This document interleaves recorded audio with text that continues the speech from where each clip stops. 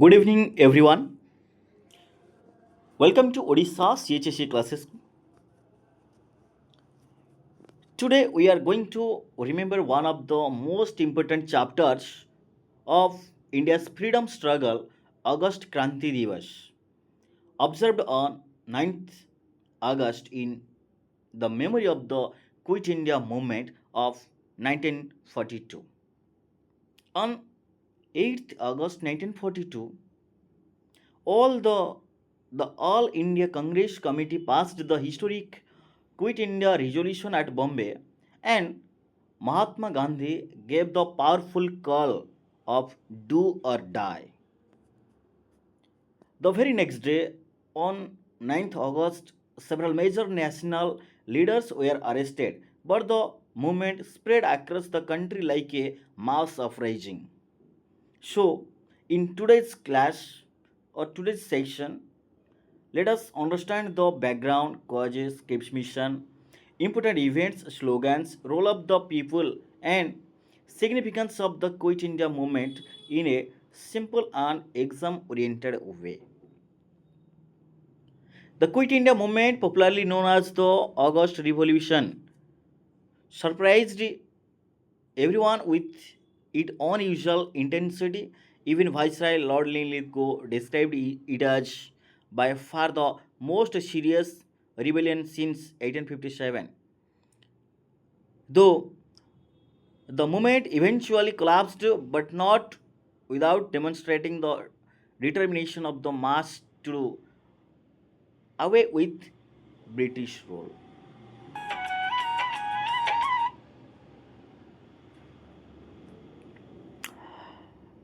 So, এই যে August କ୍ରାନ୍ତି ଦିବସ ଭାରତ ଛାଡ଼ ଆନ୍ଦୋଳନ ବିଷୟରେ ଆମେ ଜାଣିବୁ, ଯେଉଁଟାକି ପ୍ଲସ୍ ଟୁ ସେକେଣ୍ଡ ଇୟର ସିଲାବସ୍ରେ ମଧ୍ୟ ରହିଯାଇଛି ଏବଂ ପ୍ଲସ୍ ଥ୍ରୀ ଷ୍ଟୁଡେଣ୍ଟସ୍ମାନଙ୍କ ମଧ୍ୟ ସେମାନଙ୍କ ପାଇଁ ମଧ୍ୟ ହେଲ୍ପଫୁଲ୍। ତ ଭାରତୀୟ ଯେଉଁ ଭାରତ ଛାଡ଼ ଆନ୍ଦୋଳନ ଜାତୀୟ କଂଗ୍ରେସ ଦ୍ୱାରା ମଞ୍ଚସ୍ଥ ହୋଇଥିବା ମହାନ ସ୍ୱାଧୀନତା ସଂଗ୍ରାମ ରୂପକ ନାଟକର ଶେଷ ଅଧ୍ୟାୟ ଥିଲା ଏହି 1942 ମସିହାର ଭାରତ ଛାଡ଼ ଆନ୍ଦୋଳନ ବା କ୍ରାନ୍ତିକାରୀ ଅଗଷ୍ଟ ବିପ୍ଳବ। ପ୍ରାୟତଃ ଦୀର୍ଘ 2 ଶତାବ୍ଦୀ ଧରି ଯେଉଁ ଗୋରାମାନଙ୍କର ଯେଉଁ ଦୌରାତ୍ମ୍ୟ ଓ ଶୋଷଣର ସରଭ୍ୟ ହୋଇଥିବା ନିରୀହ ତଥା ଦରିଦ୍ର ଦେଶବାସୀର ଗାନ୍ଧିଜୀ ପ୍ରକୃତ ଅଧିନାୟକ ବୋଲି ସେ ଏହି ଆନ୍ଦୋଳନ ପ୍ରତିପାଦିତ କରିଥିଲେ। ଏହି ଆନ୍ଦୋଳନର ଶୁଭଶଙ୍ଖ ପ୍ରତିଧ୍ୱନିତ ହେବାର ଅବ୍ୟବହିତ ପୂର୍ବରୁ ଗାନ୍ଧିଜୀଙ୍କ ସମେତ ଜାତୀୟ କଂଗ୍ରେସର ତୁଙ୍ଗ ନେତୃବୃନ୍ଦଙ୍କୁ ଗିରଫ କରି କାରାରୁଦ୍ଧ କରାଯାଇଥିଲା। କିନ୍ତୁ ଦେଶର ପ୍ରତ୍ୟେକ କୋଣ ଓ ଅନୁକୋଣରେ ଏହି ଆନ୍ଦୋଳନକୁ କ୍ରିୟାଶୀଳ କରାଇବାରେ ସକ୍ଷମ ହୋଇଥିଲେ ନିରୀହ ତଥା ନିରକ୍ଷର ଜନତା। ତ ଏହି ଆନ୍ଦୋଳନର ବ୍ୟାକଗ୍ରାଉଣ୍ଡ ଯେଉଁ ପୃଷ୍ଠଭୂମି ମଧ୍ୟ କ'ଣ ଥିଲା, 1939 ମସିହା ସେପ୍ଟେମ୍ବର ମାସ 3 ତାରିଖରେ ଦ୍ୱିତୀୟ ବିଶ୍ୱଯୁଦ୍ଧ ସଂଗଠିତ ହେଲା ଏବଂ ଇଂଲଣ୍ଡ ନାଜି ଜର୍ମାନୀ ବିରୋଧରେ ଯୁଦ୍ଧ ଘୋଷଣା କଲା। ଭାରତର ତତ୍କାଳୀନ ବଡ଼ଲାଟ ଲିନଲିଥଗୋ କଂଗ୍ରେସ ସହିତ କୌଣସି ଆଲୋଚନା ନ କରି ଭାରତ ଦ୍ୱିତୀୟ ବିଶ୍ୱଯୁଦ୍ଧରେ ଯୋଗଦାନ କରିଥିବା ବିଷୟ ଘୋଷଣା କଲେ। ଫଳରେ କଂଗ୍ରେସ ପ୍ରତିକ୍ରିୟାଶୀଳ ହୋଇ 1939 ମସିହା ସେପ୍ଟେମ୍ବର ମାସ 14 ତାରିଖରେ ଏକ ପ୍ରସ୍ତାବ ଆଗତ କରିଥିଲା। ଏହି ପ୍ରସ୍ତାବରେ କୁହାଯାଇଥିଲା ଯେ ଯେତେବେଳେ ଭାରତକୁ ସ୍ୱାଧୀନତା ପ୍ରାପ୍ତିରୁ ବଞ୍ଚିତ କରାଯାଇଛି, ସେତେବେଳେ ଗଣତାନ୍ତ୍ରିକ ସ୍ୱାଧୀନତା ହାସଲ ପାଇଁ ସଂଗଠିତ ଏକ ଯୁଦ୍ଧରେ ଭାରତବର୍ଷ କେବେ ହେଲେ ନିଜକୁ ସାମିଲ କରିପାରିବ ନାହିଁ। ତ ଇଂରେଜ ସରକାର ଭାରତ ପ୍ରତି କୋହଳ ମନୋଭାବ ପୋଷଣ କରି 1940 ମସିହା ଅଗଷ୍ଟ 8 ତାରିଖରେ ଅଗଷ୍ଟ ଅଫର ବା ଅଗଷ୍ଟ ଦାନ ନାମରେ ଏକ ଘୋଷଣାପତ୍ର ପ୍ରକାଶ କରିଥିଲେ। ତ ଯୁଦ୍ଧର ଅବସାନ ପରେ ଭାରତକୁ ଏକ ଅଧିରାଜ୍ୟ ବା ଡୋମିନିୟନ ଷ୍ଟାଟସ୍ ପ୍ରଦାନ ସହିତ ଭାରତୀୟମାନଙ୍କୁ ଏକ ସମ୍ବିଧାନ ପ୍ରଣୟନର ଆଶ୍ୱାସନା ବିଷୟ ଏହି ଘୋଷଣାପତ୍ରରେ ଉଲ୍ଲେଖ ରହିଥିଲା। କଂଗ୍ରେସ କିମ୍ବା ମୁସଲିମ ଲିଗ୍ ଏହି ପ୍ରସ୍ତାବକୁ ଗ୍ରହଣ କଲେ ନାହିଁ। ଏହାର ପ୍ରତିବାଦ ସ୍ୱରୂପ ଗାନ୍ଧିଜୀ ବ୍ୟକ୍ତିଗତ ସତ୍ୟାଗ୍ରହ ଆରମ୍ଭ କଲେ। 1941 ମସିହାରେ ଭାରତ ଉପରେ ଜାପାନର ଯେଉଁ ସମ୍ଭାବ୍ୟ ଆକ୍ରମଣ ପରିସ୍ଥିତିକୁ ଅଧିକ ଜଟିଳ କରିଦେଇଥିଲା। ଇଂରେଜ ସରକାରଙ୍କର ଉଦାରନୀତି ଅବଲମ୍ବନ ପୂର୍ବକ ସତ୍ୟାଗ୍ରହୀମାନଙ୍କୁ ମୁକ୍ତ କରିଦେଲେ। ଫଳରେ 1941 ମସିହା ଡିସେମ୍ବର ମାସରେ ବ୍ୟକ୍ତିଗତ ସତ୍ୟାଗ୍ରହକୁ ପ୍ରତ୍ୟାହାର କରି ନିଆଗଲା। ବିଶ୍ୱର ବିଭିନ୍ନ ରାଷ୍ଟ୍ରଗୁଡ଼ିକ ଆମେରିକା, ଅଷ୍ଟ୍ରେଲିଆ ଏବଂ ଚୀନ ଭାରତକୁ ସ୍ୱାଧୀନତା ପ୍ରଦାନ କରିବା ପାଇଁ ଇଂଲଣ୍ଡ ଉପରେ ଚାପ ପକାଇଲା। ଫଳରେ ଇଂଲଣ୍ଡର ଯେଉଁ ପ୍ରଧାନମନ୍ତ୍ରୀ ୱିନଷ୍ଟନ୍ ଚର୍ଚ୍ଚିଲ୍ 1942 ମସିହା ମାର୍ଚ୍ଚ 11 ତାରିଖରେ ଭାରତକୁ ଏକ ପ୍ରତିନିଧି ଦଳ ପ୍ରେରଣ କରିଥିବା ଗୋଟେ ବିଷୟ ମଧ୍ୟ ଘୋଷଣା କରିଥିଲେ, କ୍ରିପ୍ସ ମିଶନ। ଓକେ, ତ କ୍ରିପ୍ସ ମିଶନ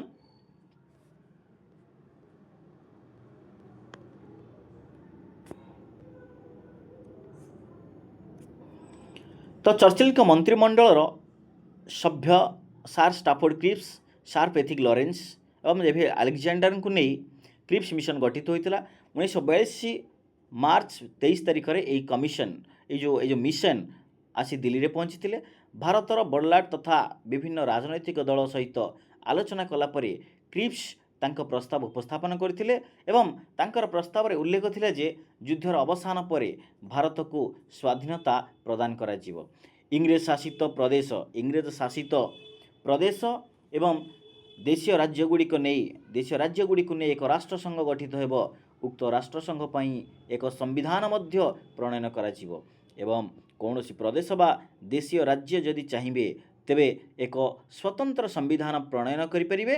କ୍ରିପ୍ସଙ୍କ ପ୍ରସ୍ତାବରେ ଭାରତକୁ ଖଣ୍ଡ ବିଖଣ୍ଡିତ କରିବାର ଯେଉଁ ହୀନ ଚକ୍ରାନ୍ତ ଦେଶବାସୀଙ୍କୁ ଆଉ ଅଜଣା ରହିଲା ନାହିଁ।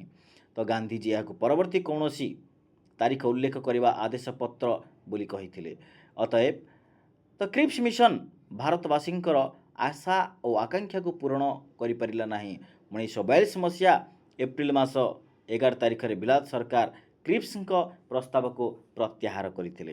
ତ ଭାରତ ଛାଡ଼ ଆନ୍ଦୋଳନର ଯେଉଁ ପ୍ରସ୍ତାବ ଦିଆଯାଇଥିଲା, ତ ଭାରତ ଉପରେ ଜାପାନର ସମ୍ଭାବ୍ୟ ଆକ୍ରମଣର ଭୟ ଏକ ଅନିଶ୍ଚିତ ବାତାବରଣ ସୃଷ୍ଟି କଲା। ମାଳୟ ଏବଂ ବ୍ରହ୍ମଦେଶ ପରି ଭାରତ ଜାପାନର ନିୟନ୍ତ୍ରଣାଧୀନ ହେଉ, ଏହା ଗାନ୍ଧିଜୀ ଚାହୁଁନଥିଲେ। ଏଣୁ ସେ ଚିନ୍ତା କଲେ ଯେ ଯଦି ଇଂରେଜମାନେ ଭାରତ ଛାଡ଼ି ଚାଲିଯିବେ ତେବେ ଭାରତ ଉପରେ ଜାପାନର ଆକ୍ରମଣ ଭୟ ଦୂରୀଭୂତ ହୋଇଯିବ। ଭାରତକୁ ଜାପାନ ହସ୍ତରେ ଦିଆଯିବ ନାହିଁ, ପରନ୍ତୁ ନୀତିଗତ ଅନୁସାରେ ଭାରତ ହାତରେ ଦିଅ। ଗାନ୍ଧିଜୀଙ୍କର ଏହି ମନ୍ତବ୍ୟ ତାଙ୍କର ପତ୍ରିକା ହରିଜନରେ ପ୍ରକାଶ ପାଇଥିଲା। ଦ୍ୱିତୀୟ ବିଶ୍ୱଯୁଦ୍ଧ ଯୋଗୁଁ ଭାରତରେ ଜଟିଳ ଆର୍ଥିକ ସଙ୍କଟ ଦେଖାଦେଇଥିଲା। ବିଭିନ୍ନ ନିତ୍ୟ ବ୍ୟବହାର୍ଯ୍ୟ ଦ୍ରବ୍ୟର ଦର ବୃଦ୍ଧି ଯୋଗୁଁ ଜନସାଧାରଣଙ୍କର ଅବସ୍ଥା କ୍ରମଶଃ ଶୋଚନୀୟ ହୋଇପଡ଼ିଲା। ଦେଶର ପରିସ୍ଥିତି ଜଟିଳ ଆକାର ଧାରଣ କରିଥିବାରୁ 1942 ମସିହା ଜୁଲାଇ 14 ତାରିଖରେ ୱାର୍ଦ୍ଧାଠାରେ ଆହୁତ କଂଗ୍ରେସ ଅଧିବେଶନରେ ଭାରତ ଛାଡ଼ ପ୍ରସ୍ତାବ ଆଲୋଚିତ ହେଲା ପରେ ଅଗଷ୍ଟ 8 ତାରିଖ ଦିନ ବମ୍ବେ ଅଧିବେଶନରେ ସର୍ବସମ୍ମତିକ୍ରମେ ଅନୁମୋଦିତ ହୋଇଥିଲା। ଗାନ୍ଧିଜୀ ଦେଶବାସୀଙ୍କୁ ସମ୍ବୋଧନ କରି କହିଥିଲେ, ମୁଁ ଆପଣମାନଙ୍କୁ ଏକ ଛୋଟ ମନ୍ତ୍ରଟିଏ ଦେଉଛି, ଆପଣମାନେ ଏହାକୁ ହୃଦୟରେ ଛପାଇ ପାରନ୍ତି ବା ରଖିପାରନ୍ତି। ଆପଣମାନଙ୍କ ପ୍ରତିଟି ଶ୍ୱାସକ୍ରିୟାରେ ଏହା ମଧ୍ୟ ପରିପ୍ରକାଶ ହେଉ ଯେ କ'ଣ ନା ସେ ମନ୍ତ୍ରଟି ହେଉଛି ଡୁ ଅର୍ ଡାଏ, କର ବା ମର। ଦ ହରିଜନ। ଓକେ, ତ ଡୁ ଅର୍ ଡାଏ। ତ ଆମେମାନେ ଭାରତବର୍ଷକୁ ସ୍ୱାଧୀନ କରିବା କିମ୍ବା ସେହି ପ୍ରଚେଷ୍ଟାରେ ମୃତ୍ୟୁବରଣ କରିବା, ଡୁ ଅର୍ ଡାଏ। କିନ୍ତୁ ଆମେ ଯେପରି ଚିରନ୍ତନ ଦାସତ୍ୱକୁ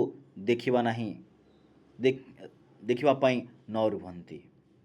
ତ ଭାରତକୁ ସ୍ୱାଧୀନତା ପ୍ରଦାନ କରିବା ପାଇଁ ଇଂରେଜ ସରକାରଙ୍କ ଉପରେ ଚାପ ପ୍ରୟୋଗ ନିମନ୍ତେ ଗାନ୍ଧିଜୀ ଆମେରିକାର ତତ୍କାଳୀନ ରାଷ୍ଟ୍ରପତି ରୁଜଭେଲ୍ଟ ଏବଂ ଚୀନର ଶାସକ ଚେଙ୍ଗ କାଇସେକଙ୍କ ଦୃଷ୍ଟି ଆକର୍ଷଣ କଲେ ମଧ୍ୟ କୌଣସି ସୁଫଳ ମିଳିଲା ନାହିଁ।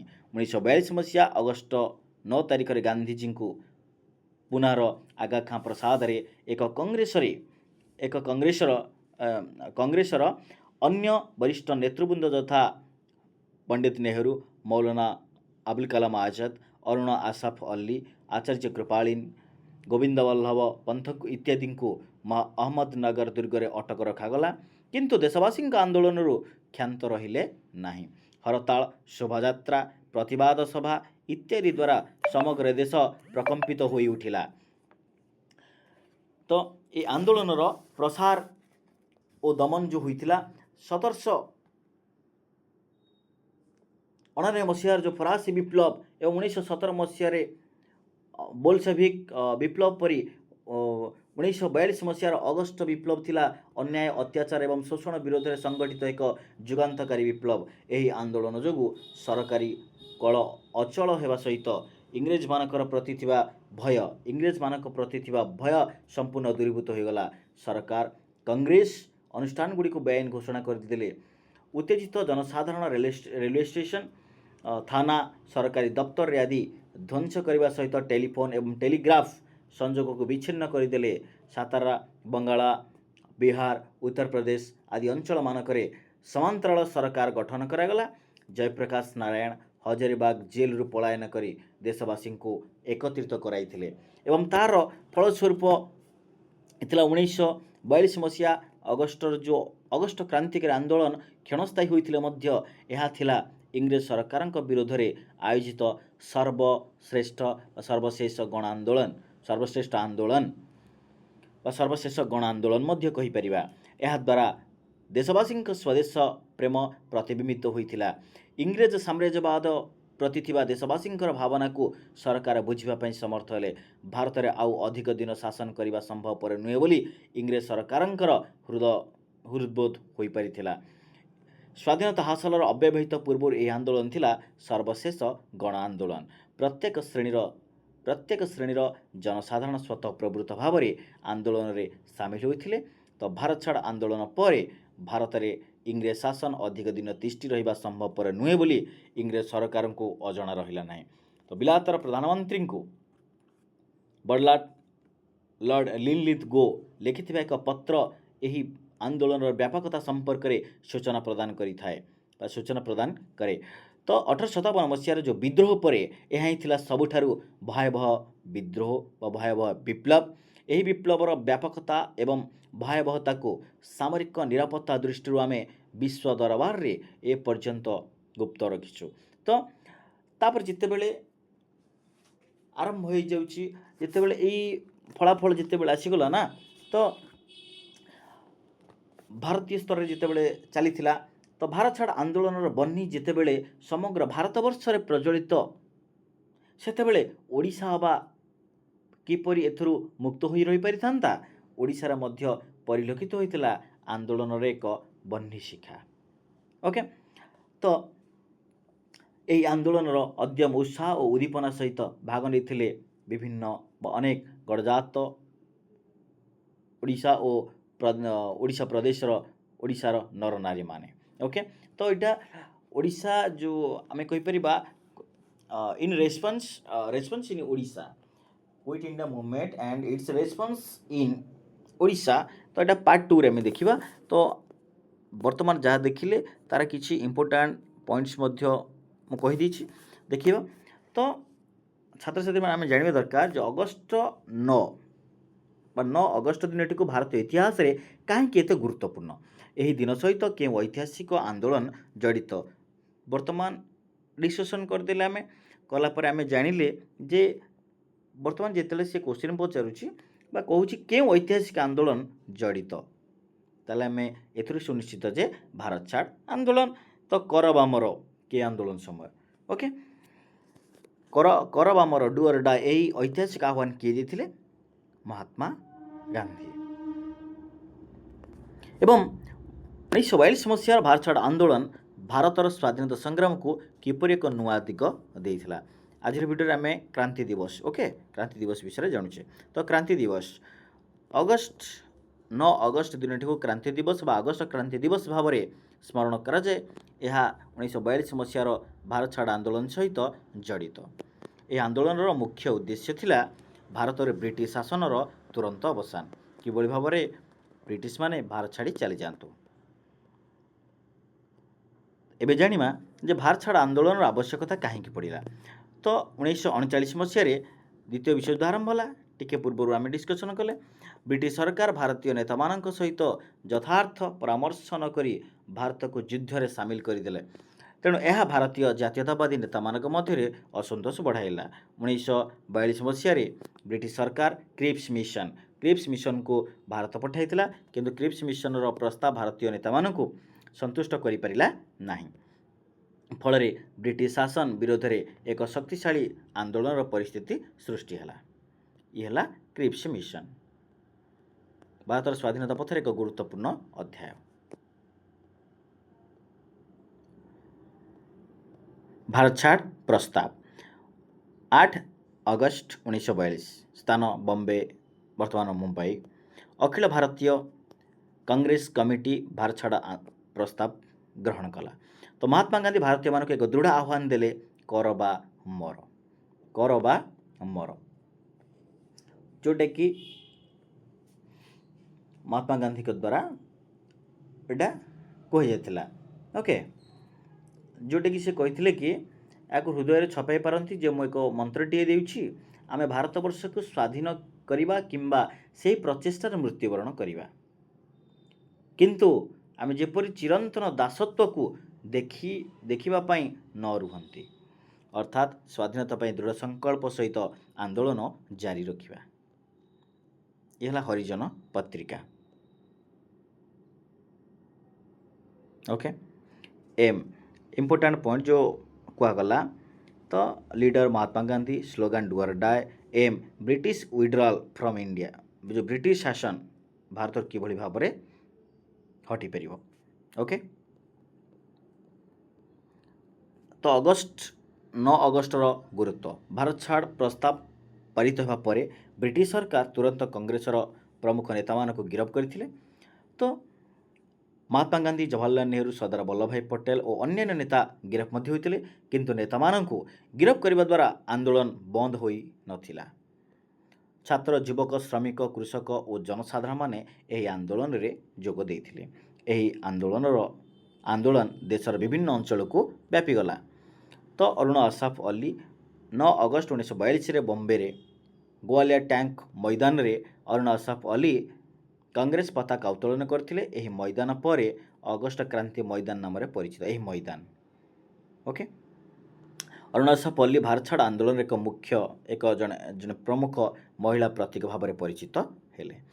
ତ ଆନ୍ଦୋଳନରେ ଜନସାଧାରଣଙ୍କର ଭୂମିକା, ନେତାମାନଙ୍କର ଆନ୍ଦୋଳନ, ଏହି ଆନ୍ଦୋଳନ କେବଳ ନେତାମାନଙ୍କ ଆନ୍ଦୋଳନ ନଥିଲା, ଛାତ୍ରଛାତ୍ରୀ, ମହିଳା, କୃଷକ, ଶ୍ରମିକ, ସାଧାରଣ ଜନତା ବିଭିନ୍ନ ଭାବରେ ଅଂଶଗ୍ରହଣ କରିଥିଲେ।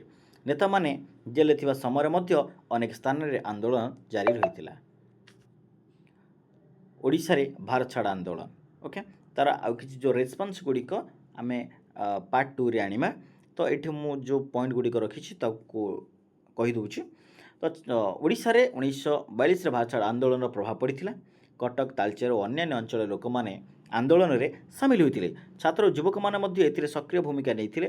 ତ ତାଳଚେରରେ ଜାତୀୟ ସରକାର ସ୍ଥାପନର ଘଟଣା ମଧ୍ୟ ଏହି ଆନ୍ଦୋଳନ ସହିତ ଜଡ଼ିତ। ତ ଏହି ଭାରତ ଛାଡ଼ ଆନ୍ଦୋଳନର ଗୁରୁତ୍ୱ ଅନେକ। ଏହା ବ୍ରିଟିଶ ଶାସନର ତୁରନ୍ତ ଅବସାନ ପାଇଁ ଏକ ଶକ୍ତିଶାଳୀ ଜନ ଆନ୍ଦୋଳନ ଥିଲା। ତ ଦ୍ୱିତୀୟତଃ ଏଥିରେ ସମାଜର ବିଭିନ୍ନ ବର୍ଗର ଲୋକ ଅଂଶଗ୍ରହଣ କରିଥିଲେ।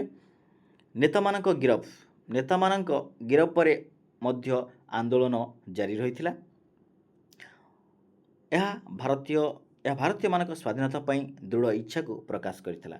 ତ ଏହା ଭାରତର ସ୍ୱାଧୀନତା ସଂଗ୍ରାମର ଶେଷ ପର୍ଯ୍ୟାୟର ଏକ ଗୁରୁତ୍ୱପୂର୍ଣ୍ଣ ଆନ୍ଦୋଳନ ଥିଲା। ଟିକେ ପୂର୍ବରୁ ଯେଉଁଟା ମଧ୍ୟ କହୁଥିଲି, ଏକ ସର୍ବଶେଷ ଗଣ ଆନ୍ଦୋଳନ ଭାବରେ ପରିଚିତ ଭାରତ ଛାଡ଼ ଆନ୍ଦୋଳନ, କୁଇଟ୍ ଇଣ୍ଡିଆ ମୁଭମେଣ୍ଟ। ତେବେ ଆଜି ଆମେ ଯେଉଁ ଆଲୋଚନା କଲେ, କ୍ରାନ୍ତି ଦିବସ, 8 ଅଗଷ୍ଟ ପ୍ରସ୍ତାବ ଏବଂ 9 ଅଗଷ୍ଟରେ କ୍ରାନ୍ତି ଏବଂ ଅଗଷ୍ଟ 15, 1947 ମସିହାରେ ସ୍ୱାଧୀନତା। ଓକେ,